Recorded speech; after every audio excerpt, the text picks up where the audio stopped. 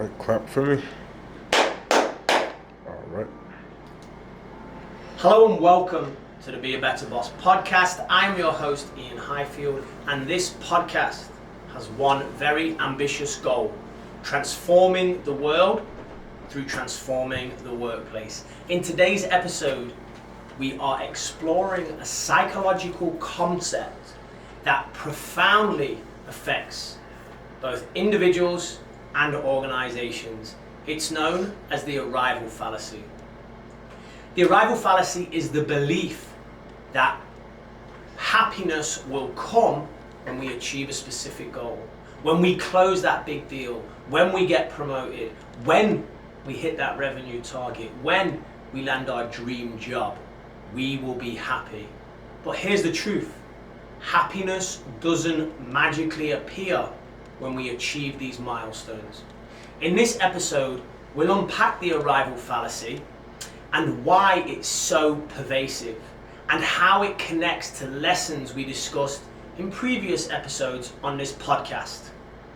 Most importantly, we'll explore how leaders can help their employees shift focus from fleeting outcomes to sustainable processes that drive happiness, fulfillment, and success.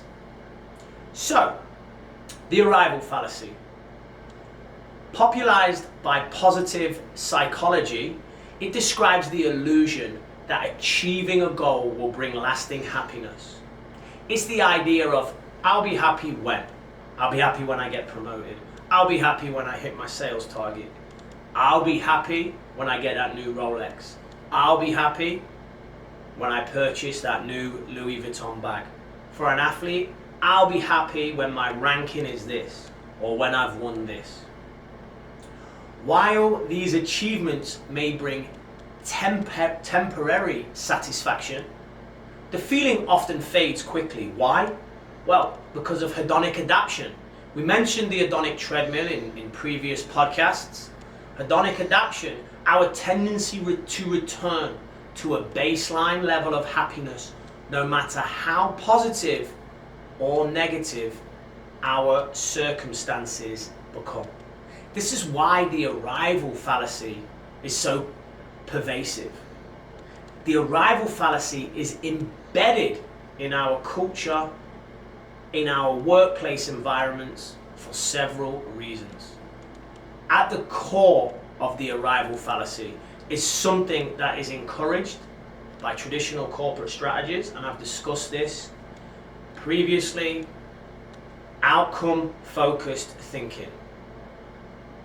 From school grades to corporate targets, social media, society teaches us to measure success by results. We are conditioned to believe that the outcome, not the process, define our value and will define our happiness. External validation. Promotions, raises, accolades, they often come with external recognition. They reinforce the idea that achieving these goals are key to fulfillment and happiness. Cultural pressures, social media, and the modern work culture glamorize outcome successes, glamorize revenue, glamorize hitting quarterly targets, making it seem like it's the ultimate goal. But over the last decade and a half, I've helped elite level athletes realize it's not. It's just a byproduct of the process. And now I want to help employees and business leaders do the same. Outcomes are given just short-term highs. Achieving a goal releases a burst of dopamine. It creates a fleeting sense of happiness. But as the novelty wears off, we're left chasing the next achievement.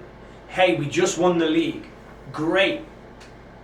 Are we happy now? No. Let's retain the league title. Let's do it again next year. Hey, we've done back-to-back. Wouldn't it be awesome if we were the first team to ever win 3 in a row? It never stops. Placing your happiness on outcome metrics ultimately means you'll never be happy You will just continually shift the goalposts. And again, I've spent a decade and a half teaching this to elite athletes. It's now time the business world took this on, because it affects your employees. Outcome thinking creates burnout and stress. Employees chasing outcome-based goals face chronic stress that can often lead to burnout. And then when they reach the goal, the happiness was already baked in because they knew they were going to get there. So now something's missing. They feel a bit disillusioned. On to the next goal. I'll be happy when. And this cycle just continues. It creates a lack of engagement.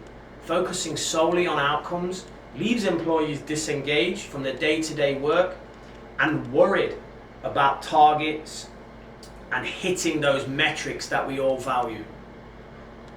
This is one of the reasons that the global workforce are dissatisfied and turnover is so high.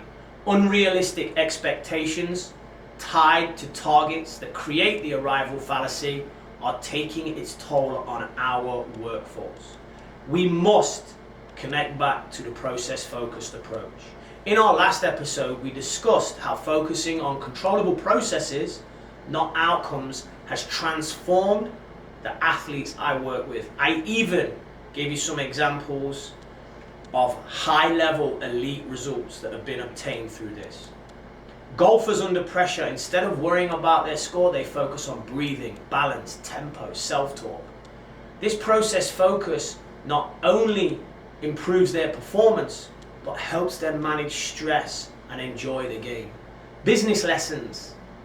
Similarly, this can work for employees. Employees thrive when they focus on the process and the things that they can control, rather than constantly chasing outcome targets that ultimately won't bring the happiness they expect.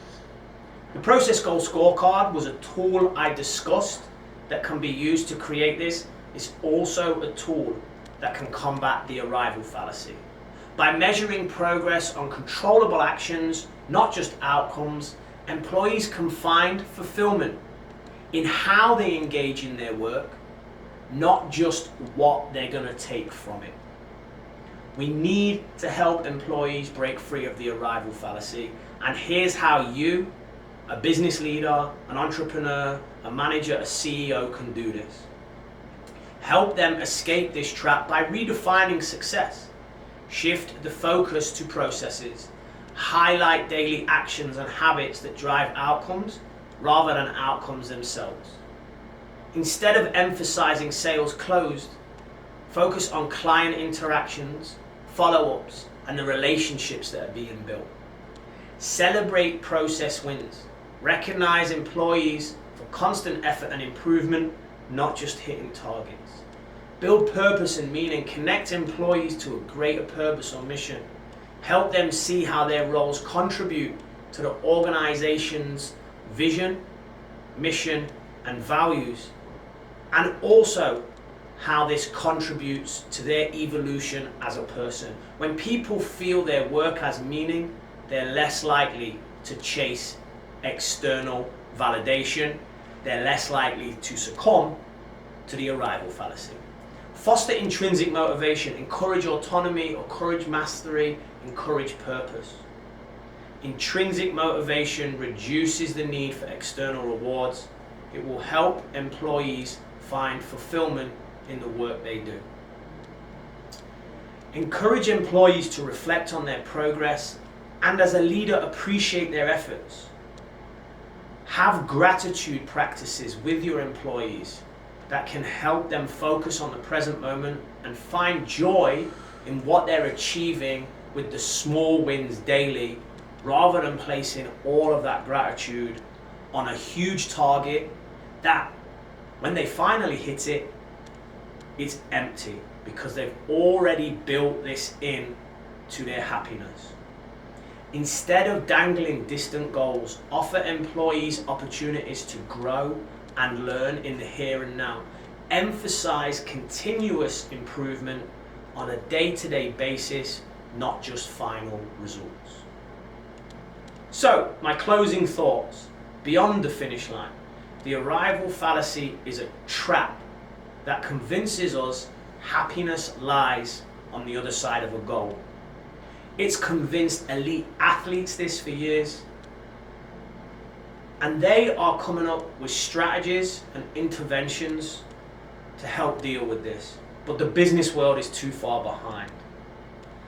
Happiness isn't about reaching the destination, it's about how you engage in the journey. As leaders, we need to stop pushing employees into the arrival fallacy by overemphasizing targets and outcomes, and instead, we have to focus on processes that drive success, celebrate effort, learning, growth, and human evolution. Build environments where employees are engaged, motivated, and valued. Not just when they hit a goal, but every step of the way. Remember, if I told a golfer to work harder, shoot lower scores, without offering process strategies and psychological interventions, I'd be fired as their sports psychologist. Yet this is exactly what we're doing day to day in the business world. We're imposing targets on people without providing tools and support, the psychological tools, the psychological support, the cultural support that they need to achieve these goals. Let's shift the paradigm. Let's focus on the process. Let's help employees break free of the arrival fallacy, and work can become a place where people perform at their best and find true meaning and true happiness. Thank you for joining me on this episode of Be a Better Boss. If you're wondering how you can transform your workplace into somewhere that focuses on processes and can leave the arrival fallacy behind, please subscribe to this podcast. Feel free to share it with like-minded business leaders, or check out my website, ianhighfield.com, where you can find out more about me, my consulting services, and my upcoming book, The Administrative Athlete: Lessons from the Locker Room to the Boardroom. Let's redefine success and build workplaces where happiness is part of the journey. It's about how the employee engages in work, not what they can get out of it. Let's transform the world through transforming the workplace. Until next time, I'm Ian Highfield. Be a better boss. Perfect.